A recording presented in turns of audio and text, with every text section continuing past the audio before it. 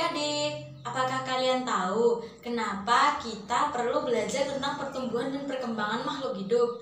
Nah, sebelumnya yang dinamakan makhluk hidup itu apa ya? Lalu kira-kira apa perbedaan pertumbuhan dan perkembangan? Mau tahu? Yuk simak materi pembelajaran kali ini.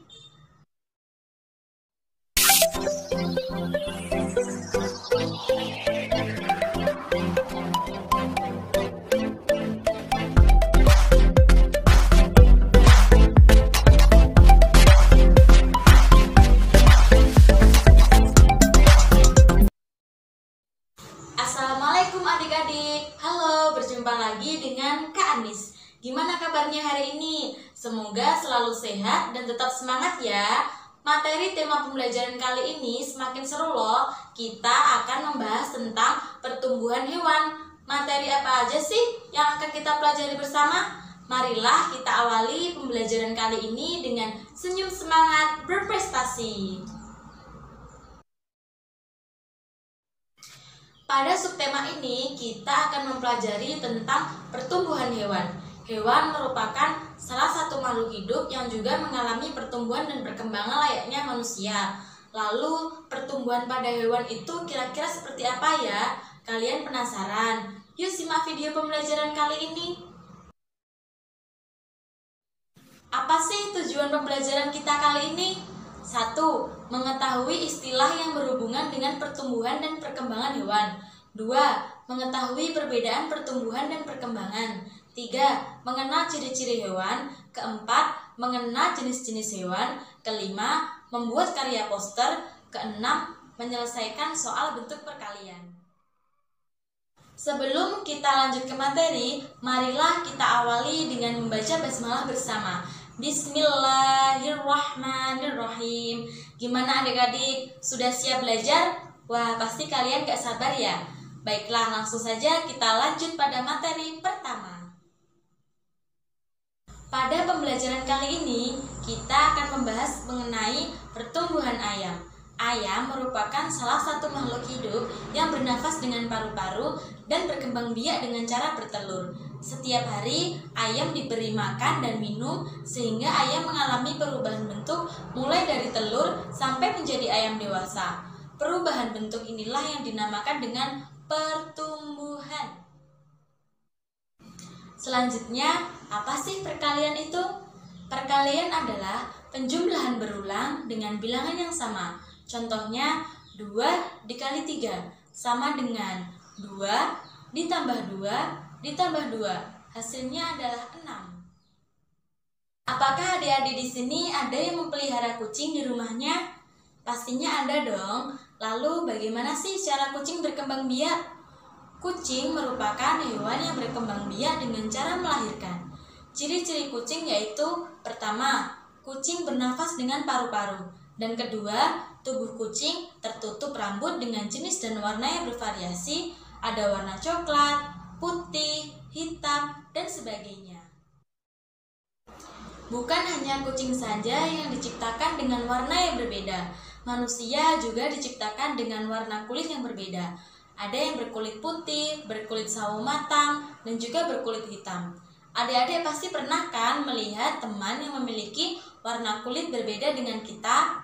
Lalu bagaimana sih sikap yang harus kita lakukan? Yaps, betul. Kita harus menghargai perbedaan. Perbedaan itu indah adik-adik, dan Allah sangat senang dengan anak yang menghargai temannya. Sesungguhnya tidak ada yang sempurna di dunia ini, karena kesempurnaan hanya milik Allah Subhanahu wa Ta'ala. Pada bab selanjutnya, kita akan membahas tentang jenis-jenis ikan dan ciri-cirinya. Siapa di sini yang suka makan ikan goreng? Pastinya banyak yang suka dong. Tapi tidak semua ikan bisa kita makan ya adik-adik. Ada jenis ikan yang tidak bisa dimakan karena termasuk jenis ikan hias. Contohnya yaitu ikan cupang, ikan koi, ikan arwana, dan lain sebagainya. Dan ada juga jenis ikan yang bisa dimakan seperti ikan lele, ikan tuna, ikan salmon, ikan nila, dan masih banyak lagi. Adik-adik tahu tidak ciri-ciri ikan itu apa saja?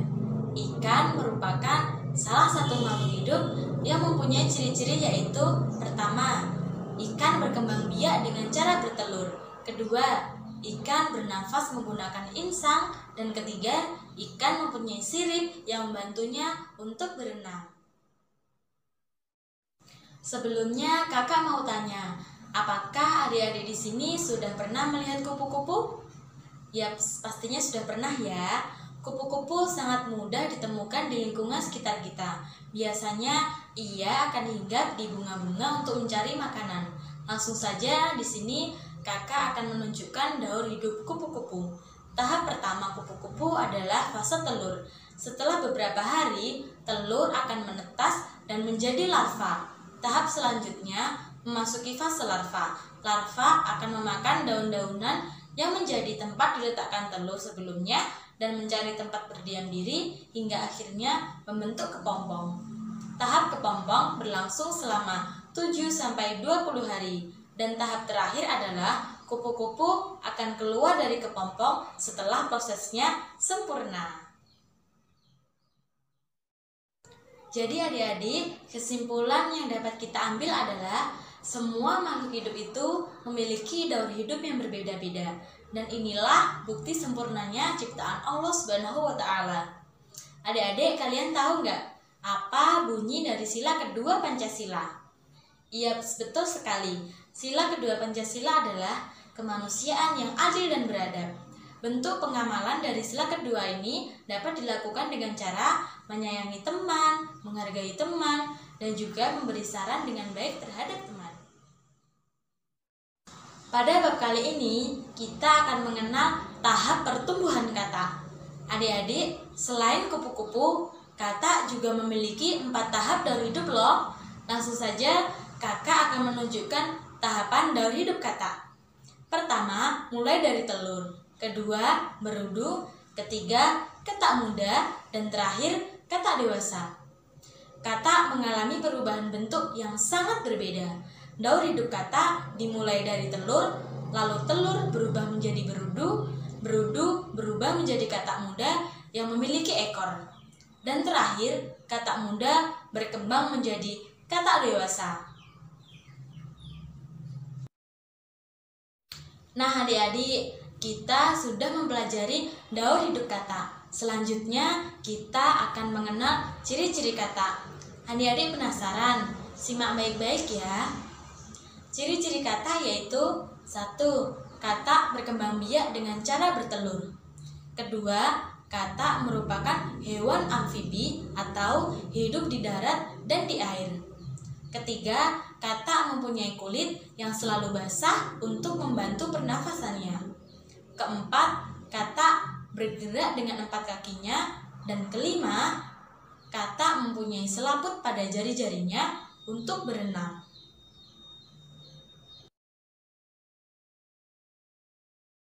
Hayo, adik-adik di sini siapa yang sering digigit nyamuk? Nah, pada bab kali ini kita akan mengenal tahap daur hidup nyamuk.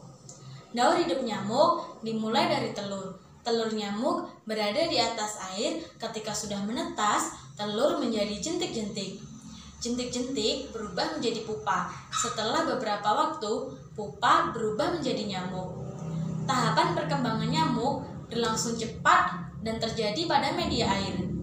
Beberapa nyamuk dapat menjadi penyebar penyakit yang mematikan loh. Jadi adik-adik harus tetap waspada ya. Contoh penyakit yang ditularkan nyamuk adalah demam berdarah. Selain demam berdarah, masih banyak lagi penyakit lain yang ditularkan nyamuk. Salah satu penyebab berkembangnya nyamuk adalah banyaknya genangan air di lingkungan yang kumuh. Jadi kesimpulannya adik-adik harus rajin membersihkan lingkungan serta membuang benda-benda yang sudah tidak terpakai agar tidak dijadikan sarang nyamuk. Adik-adik ada yang sudah pernah membuat poster belum? Ada yang sudah, ada yang belum juga ya pastinya. Jadi poster adalah sebuah media bergambar yang bertujuan untuk mengajak melakukan hal positif dan memberikan informasi kepada masyarakat. Kalian dapat membuat poster dengan menuliskan informasi yang ingin disampaikan. Contohnya, yuk buang sampah pada tempatnya, hidup sehat tanpa merokok, dan sebagainya. Dengan adanya poster, kita dapat menyampaikan pesan kepada masyarakat dengan baik dan bahasa yang santun. Nah, kan tadi kita sudah belajar mengenai mengetahui istilah yang berhubungan dengan pertumbuhan dan perkembangan hewan. Kedua, mengetahui perbedaan pertumbuhan dan perkembangan. Ketiga, mengenal ciri-ciri hewan. Keempat, mengenal jenis-jenis hewan. Kelima, membuat karya poster. Keenam, menyelesaikan soal bentuk perkalian. Jadi, kesimpulan dari pembelajaran kita adalah hewan adalah makhluk hidup yang juga membutuhkan makanan dan minuman untuk bertahan hidup, berkembang biak untuk melestarikan jenisnya, dan juga beradaptasi dengan lingkungan.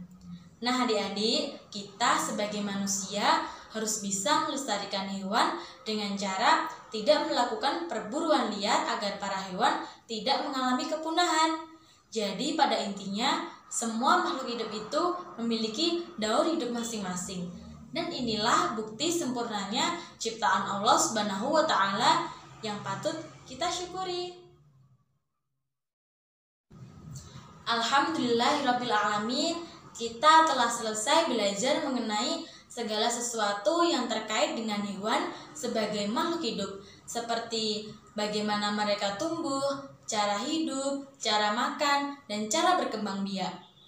Dan perlu diingat ya adik-adik, kita sebagai manusia memiliki peran yang sangat penting untuk menjaga lingkungan sekitar dengan tidak membuang sampah sembarangan, tidak melakukan pemburuan liar, dan tidak membakar hutan, dan sebagainya. Materi yang sudah kakak sampaikan jangan lupa untuk dipelajari lagi ya adik-adik. Dan apabila kalian mengalami kesulitan, boleh langsung bertanya dengan kakak ya. Semoga materi yang kakak sampaikan bermanfaat ya. Jangan lupa untuk menjaga dan melestarikan lingkungan dengan baik ya. Sampai jumpa kembali. Wassalamualaikum warahmatullahi wabarakatuh.